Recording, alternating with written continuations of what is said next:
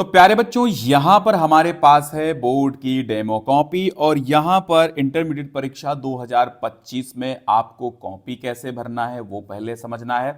फिर एक बेहतरीन कॉपी लिखने का सही तरीका क्या हो सकता है, यानी बोर्ड परीक्षा में आप कॉपी कैसे लिखेंगे, बोर्ड परीक्षा में कॉपी लिखने का सही तरीका क्या है। जैसे आपके बहुत सारे सवाल होते हैं कि सर जीवन परिचय कैसे लिखें, कितने पेजेस में लिखें, निबंध कैसे लिखें, कितने पेजेस में लिखें, निबंध लिखने का सही तरीका क्या है, साहित्यिक परिचय लिखने का सही तरीका क्या है, सारी बातें आज इस कॉपी से गद्यांश पद्यांश के उत्तर कैसे देना है, गद्यांशों का संदर्भ कैसे लिखना है, रेखांकित अंश की व्याख्या कैसे करनी है, व्याकरण पार्ट कैसे लिखना है, पत्र का सही प्रारूप क्या होता है, पत्र कैसे लिखें, एप्लीकेशन कैसे लिखें। तो आज इस कॉपी को देखने के बाद आपके सारे डाउट क्लियर होने वाले हैं। इस कॉपी में क्या क्या दोष हैं, क्या क्या कमियां हैं जो आपको सुधारनी है, इस कॉपी के माध्यम से आपको ये समझना है। नॉर्मल राइटिंग की लिखी हुई कॉपी है, बहुत ज्यादा ओवर राइटिंग इसमें नहीं है कि बहुत ज्यादा इत्मीनान से बहुत अच्छी राइटिंग बनाई गई हो। कुछ त्रुटियां भी इसमें हो सकती हैं या कोई भी त्रुटियां नहीं हो सकती। फिलहाल मैंने भी अभी कॉपी कंप्लीट देखी नहीं है, बस आपके सामने मैं चेक कर रहा हूं। आपके सामने चेक करूंगा तो धीरे धीरे सारी चीजें मैं उखाड़ता चलूंगा, सारी चीजें आपकी इसमें क्लियर करता चलूंगा। ठीक है, तो चलिए भाई, अब यहां पर इस बार ऐसे रोल नंबर आपको भरना होगा, कॉलम बन के आएंगे। जो भी रोल नंबर आपका होगा 10-12 कॉलम बन के आएंगे, तो ऐसे कॉलम में आपको डालना है। और हमेशा रोल नंबर कोशिश करें सकरा फॉन्ट बनाएं, यानी कि एकदम संकुचित अक्षर कर दें, लंबा लंबा सा कंडेंस्ड वाला, तो एक ही लाइन में आ जाए। ठीक, और यहां पर विषय डालना है, प्रश्न पत्र डालना है, और ये भी सही है, दिन और दिनांक और पाली।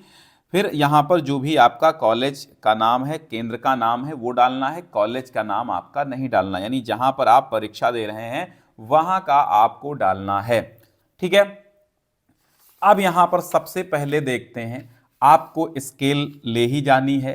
एक अच्छा सा बोल्ड ब्लैक पेन ले लेना है, चाहे आप बोल्ड ब्लैक पेन में आप एक स्केच ले सकते हैं, जैसे लग्जर का स्केच आता है 3 रुपए वाला।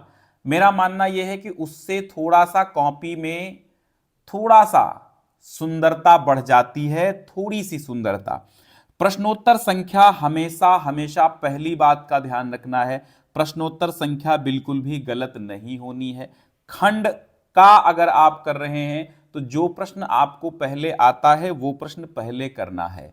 ठीक है, भले ही खंड का के सबसे पहले आ रहे हो तो खंड का के निपटा दीजिए, खंड खा के आ रहे हो तो खंड खा के निपटा दीजिए, लेकिन ध्यान रहे जिस खंड को आपको शुरू करना है बस उसी खंड के सारे करना है। आगे पीछे भी कर सकते हैं, लेकिन एक सीरियल बना होगा तो ज्यादा बेहतर होगा। अब इन्होंने 5 यहां पर ऑब्जेक्टिव प्रश्न जो सामान्य हिंदी के आते हैं, साहित्यिक हिंदी दोनों में आते हैं। पेपर यहां पर हम नहीं दिखाएंगे क्योंकि जल्दी से हम कॉपी ही दिखा देंगे आपको। तो खंड का में कैसे प्रश्न आते हैं, ऑब्जेक्टिव आते हैं, गद्यांश वाले आते हैं, पद्यांश वाले आते हैं, खंड काव्य आता है। ठीक है, खंड का में ये रहता है और कहानी इत्यादि आती हैं। अब यहां आप देखेंगे कि खंड का ये थोड़ा सा इधर बढ़ा हुआ लिखा है, यहां बीचों बीच में आपको खंड और प्रश्नोत्तर संख्या, वैसे जो ये वाला एरिया है यहां पर आपको हमेशा डालना चाहिए प्रश्नोत्तर संख्या। सपोज दैट मैं आपको दिखा सकता हूं, ये है एक आपका सही तरीका यही है। अब यहां पर देखिए, खंड का ऊपर डालिए, प्रश्नोत्तर संख्या ऐसे डालिए, फिर लिखना प्रारंभ कर दीजिए। तो ये तरीका सही वाला ये भी है, बहुत जबरदस्त तरीका है, क्योंकि खंड का हमेशा ये जो कॉलम आपको इधर और इधर दिए जाते हैं ये प्रश्नोत्तर संख्या और के लिए ही दिए जाते हैं। हाशिया क्यों खींचा जाता, इधर आप क्रम डाल सकें। ठीक, लेकिन आप यहां डालेंगे तो भी कोई दिक्कत नहीं है, यह भी एक बेहतरीन तरीका होगा। तो इन्होंने यहां पर 5 सही कर दिए, तो 5 यहां पर इनको मिल गया। ठीक, चलो भाई 5 अंक यहां पर मिल गए। थोड़ा सा आपको यहां ध्यान देना, देखो इस कॉपी के माध्यम से हमारा उद्देश्य बस ये है आपको सही राह दिखाना, और आप इस कॉपी को बहुत सारे बच्चों तक पहुंचा दीजिए।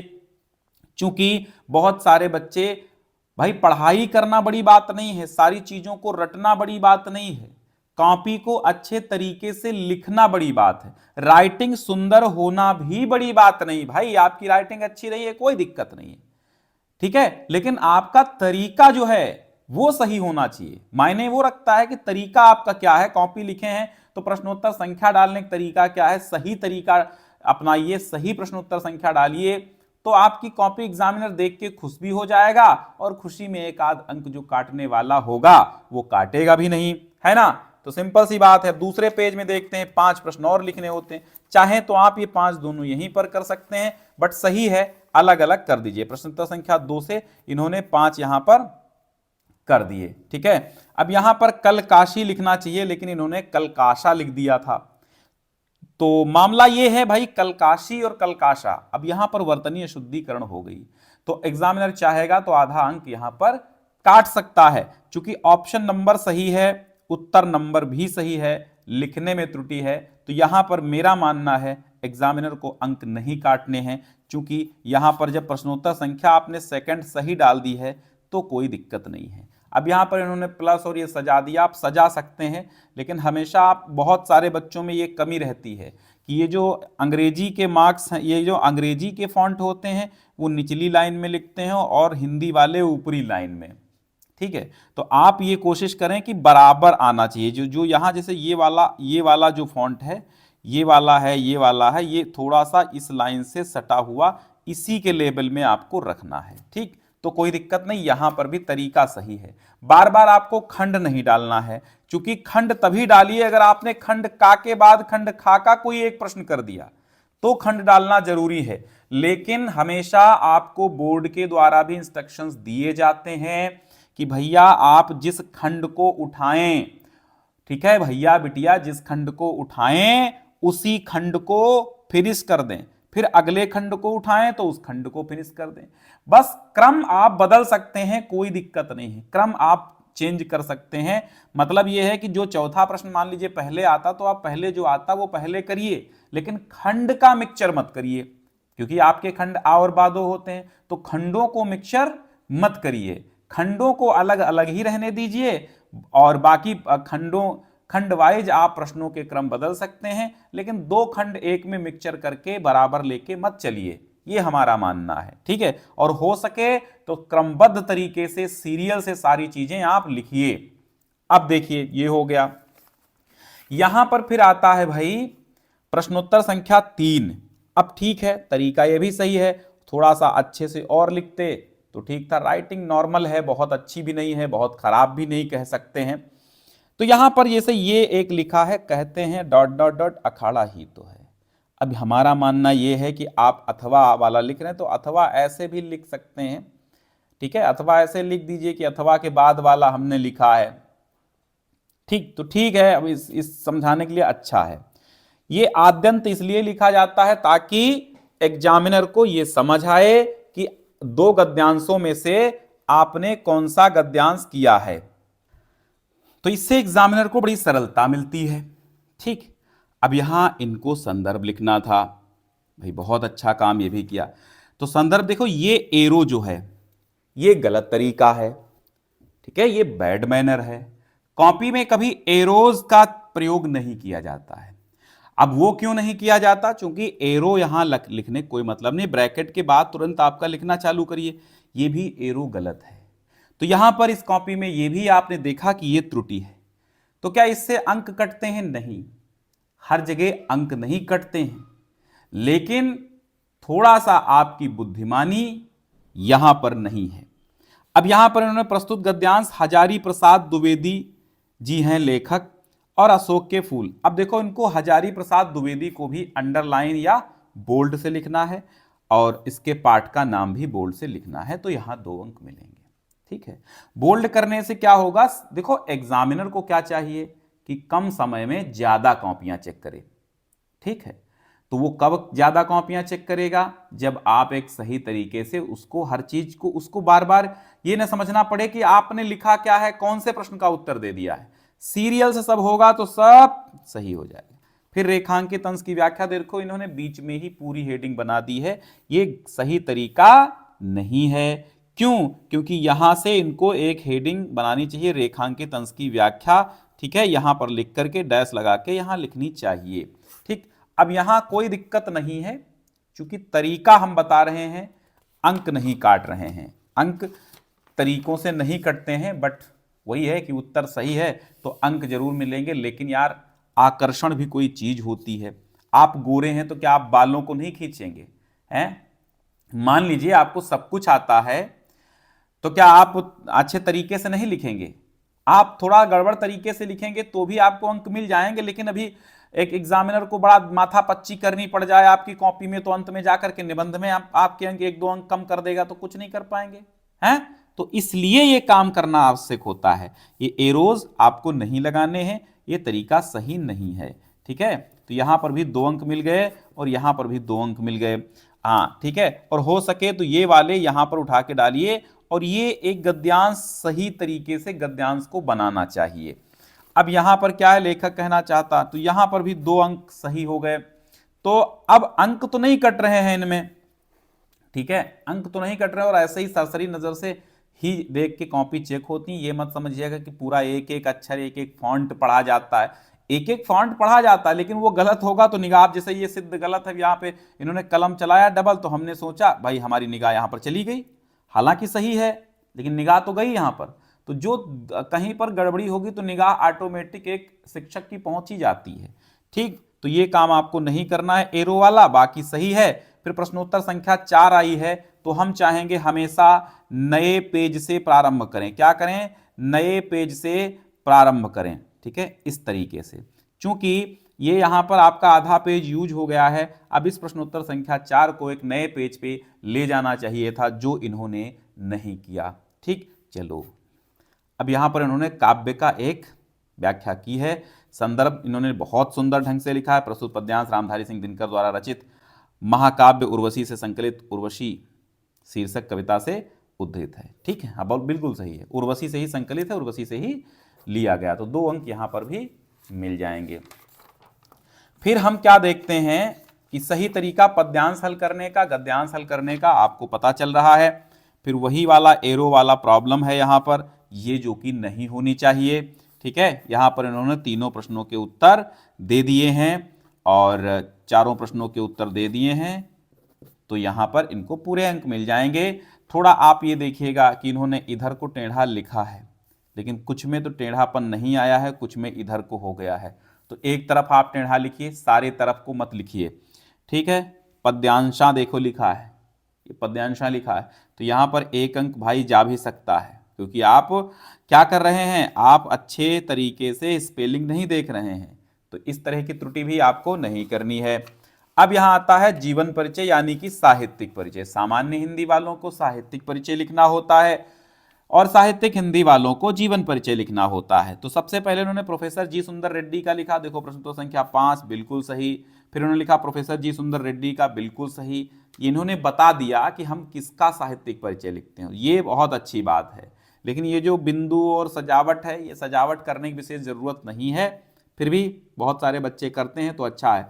फिर एक ये फ्लो चार्ट बनाना है, जन्म, जन्मस्थान, कार्य, प्रारंभिक शिक्षा, लेखन शैली और मृत्यु जो भी है वो सब लिख देना है। अब चूंकि एग्जामिनर यही देख के आपको अंक दे देता है कि अगर ये सही है, तब तो बिल्कुल नॉर्मल सी बात है कि ये सही है, तो आपने जीवन परिचय तो सही लिखा ही होगा जब ये सही कर लिया।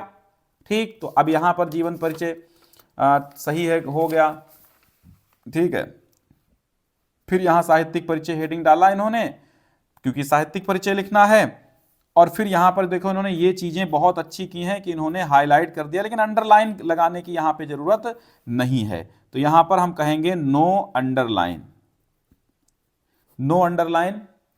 चूंकि अंडरलाइन यहां इसलिए मत करिए क्योंकि ये आप गद्य लिख रहे हैं, गद्य में अंडरलाइन करने की जरूरत नहीं है, बस आप बोल्ड ब्लैक से लिख दें। ठीक है, बोल्ड ब्लैक से सारी चीजें लिख दीजिए कि उन्होंने, इससे क्या होता है एक चीज हाईलाइट कर देते हैं आप, एग्जामिनर समझ जाता है और बस अंक दे देता है। तो 5 अंक यहां पर मिलते हैं, लेकिन जब आपकी रचनाएं भी सही होंगी तो। अब देखो इन्होंने कृतियां डाली, तो जो हेडिंग डाली, मेन चीज हेडिंग में ही गलती मत करिए, कृतियां में बिंदु लगेगा, हेडिंग में ही गलती आ गई तो हेडिंग में तो खासकर ध्यान रखना है कि हेडिंग्स में गलती मत करो, क्योंकि हेडिंग्स आप हमेशा बड़ी लिखते हैं, मोटी लिखते हैं, और ये बहुत जल्दी दिखती है।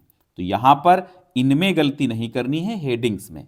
हेडिंग्स चूंकि मैंने बताया ना, मोटी हेडिंग्स होती है, बड़ी होती है, और तुरंत आप गलती आपकी दिख जाती है। यहां पे तो गलती छिप सकती है, लेकिन इनमें गलती दिख जाएगी, इसलिए। और रचनाएं जितनी आती हों, अब यहां रचनाओं में फर्स्ट सेकंड या फिर ऐसे आप बना सकते हैं, कोई दिक्कत नहीं है। इनमें आप एरो का काम कर सकते हैं, कोई दिक्कत नहीं है। लेकिन फिलहाल ठीक है, फर्स्ट सेकंड थर्ड लिख दें, फर्स्ट सेकंड थर्ड लिख दें तो ज़्यादा अच्छा है। ठीक है, फर्स्ट सेकंड थर्ड लिख दें तो ज़्यादा सही है। ठीक है, तो यहाँ पूरा होगा। फिर एक कवि का जीवन परिचय, साहित्यिक परिचय देना होता है, फ्लो चार्ट आराम से बना दिया है, ठीक है। खा है, अब देखो एक गलती ये हुई, प्रश्नोत्तर संख्या 5 का खा यहां डाला, लेकिन यहां पर इन्होंने नहीं डाला है, यहां पे ये इन्होंने नहीं डाला कि 5 का ये का है, खा है, फर्स्ट है, सेकंड है, क्या है। देखो हमेशा साहित्यिक परिचय में एक चीज ध्यान रखना है कि प्रश्नोत्तर संख्या तो होती है 5, इसके बाद उसमें आता है का और खा, क्योंकि का लेखकों का और खा कवियों का। तो का में भी आता है फर्स्ट सेकंड थर्ड फोर्थ, और खा में भी आता है first second third fourth. But आपने नाम डाल दिया है तो कोई दिक्कत नहीं है, फर्स्ट सेकंड थर्ड फोर्थ, चूंकि जो नंबर्स आप क्वेश्चन नंबर है, ठीक है, नंबर्स आप क्वेश्चंस हैं, तो वो जरूरी है डालना, वो बड़ी चीज होती है।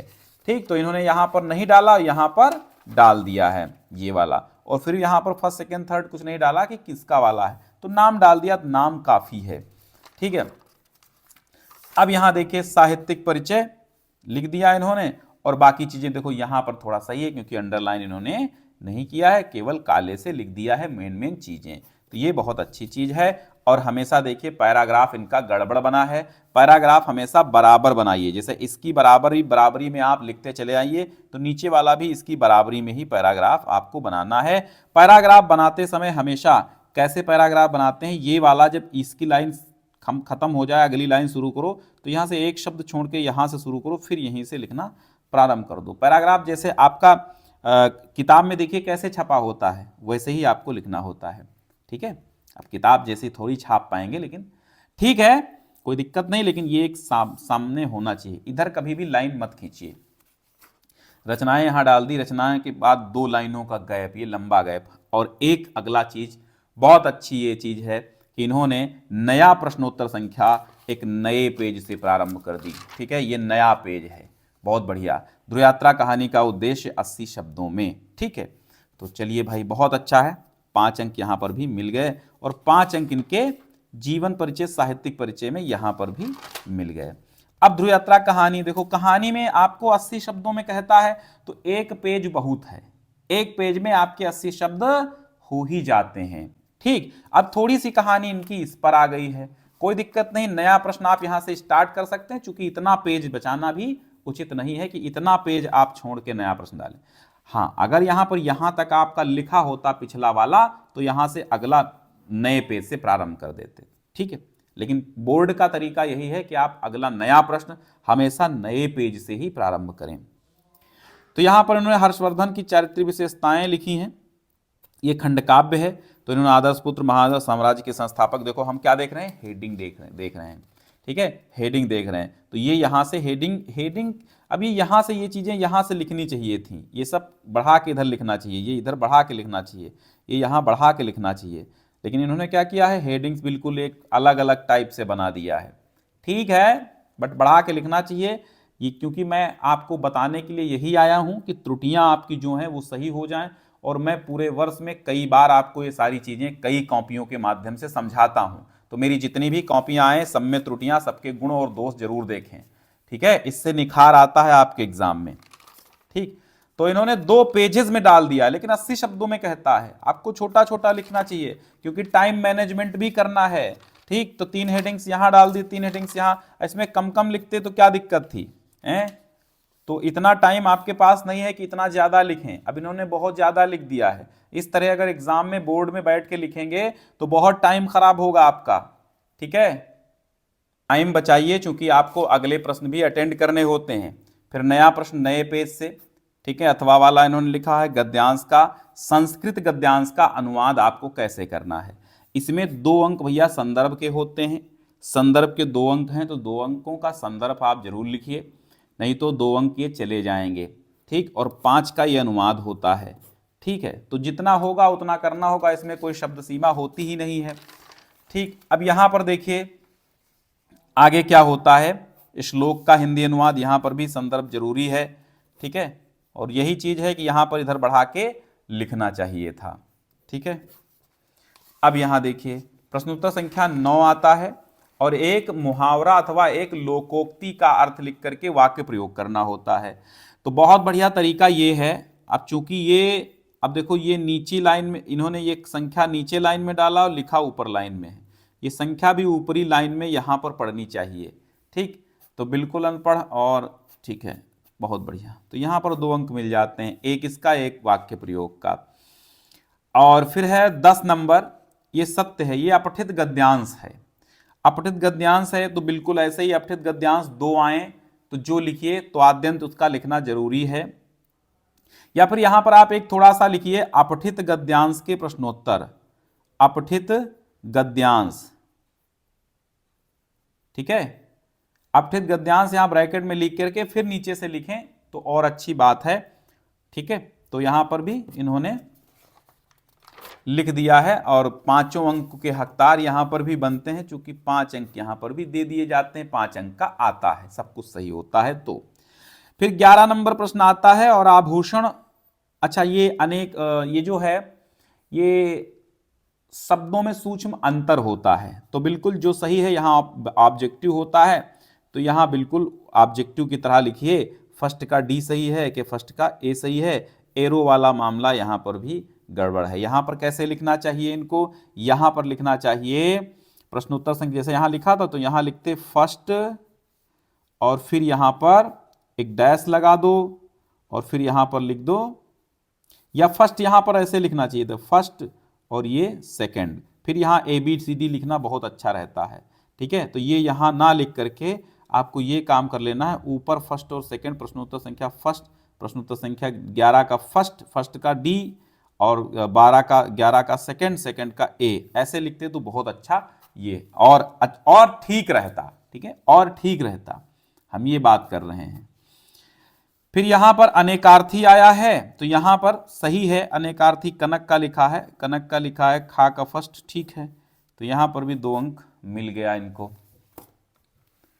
अब यहां देखिए प्रश्नोत्तर संख्या 11 का गा, पिपासु अगणी, तो यहां पर भी वही करना चाहिए था, यहां पर फर्स्ट और यहां पर सेकंड डाल के यहां पर बी और डी ब्रैकेट में करके लिख देना चाहिए था, उत्तर ये वाला नहीं लिखना चाहिए, तो ये थोड़ा सा एक और अच्छा तरीका होता।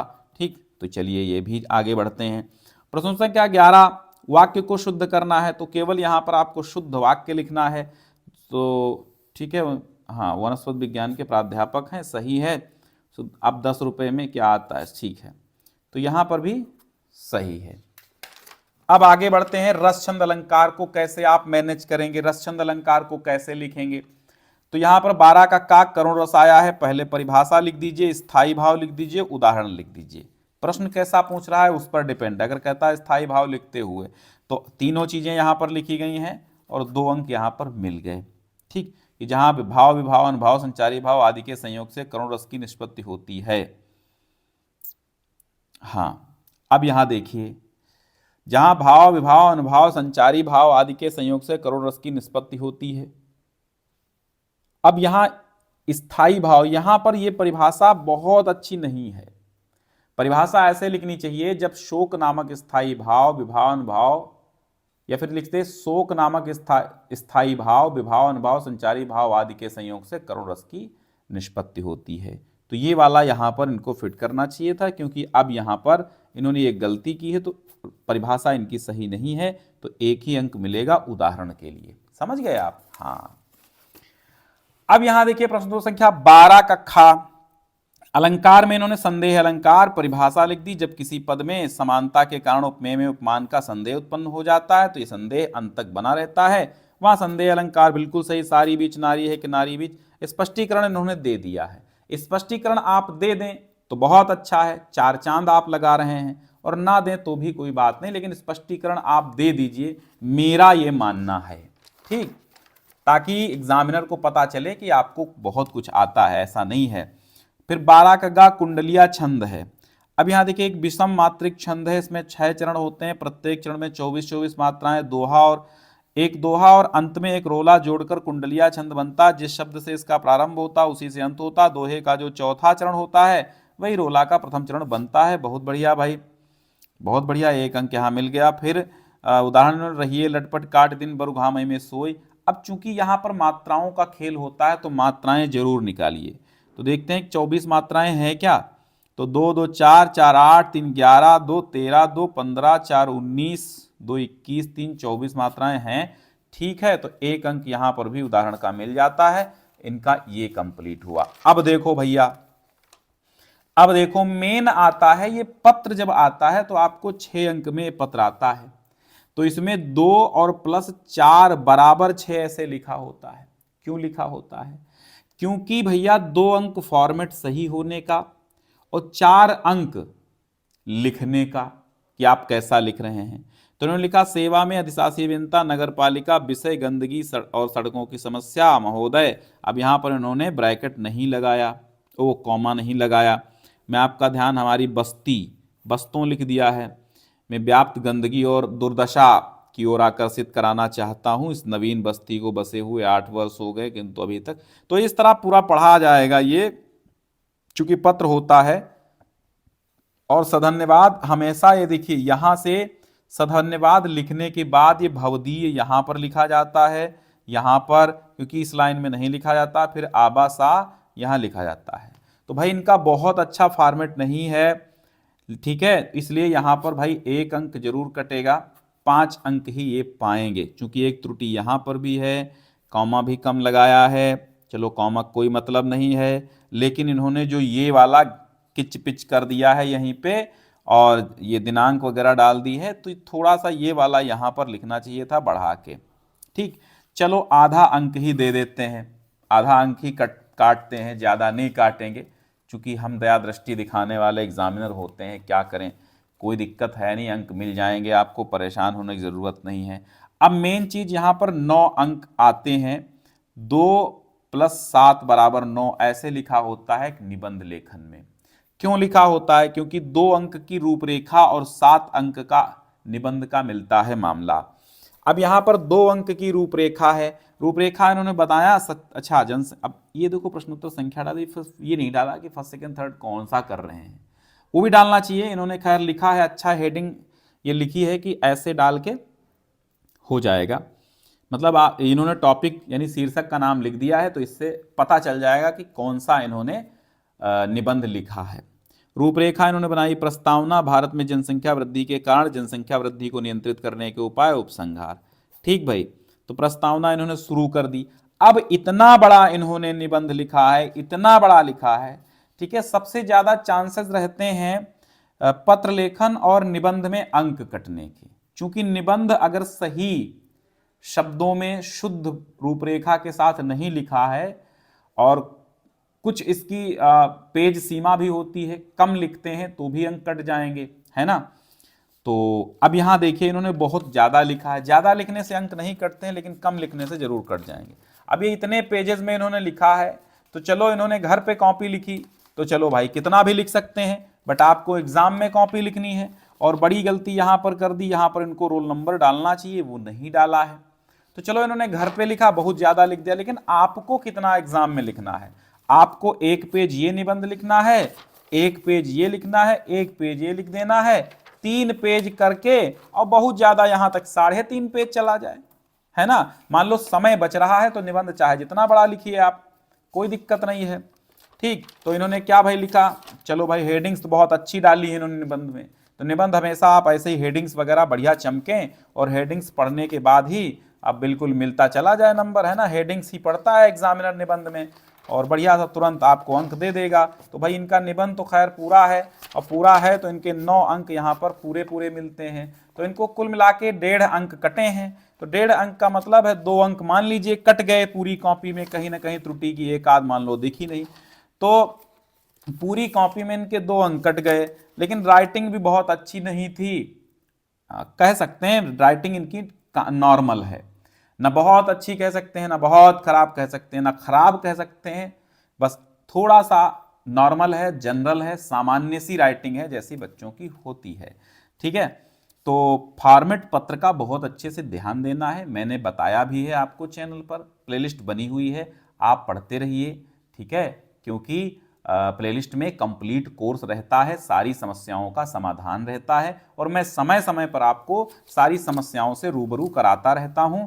तो हम मानते हैं इस कॉपी में 98 अंक इनको मिले हैं। ठीक है, कितने मिले हैं इस कॉपी में? इनको मिल गए हैं 98 अंक। ठीक है, 98 अंक मिल गए हैं इस कॉपी में। तो कॉपी हमेशा ऐसे ही लिखें और जो तरीका, जो त्रुटियां इसमें हमने बताई हैं वो त्रुटियां आपको भविष्य में नहीं करनी है। एक बार जोरदार तरीके से इसको शेयर कर दीजिए और हमेशा हमेशा हमारी क्लासेस लेते रहिए।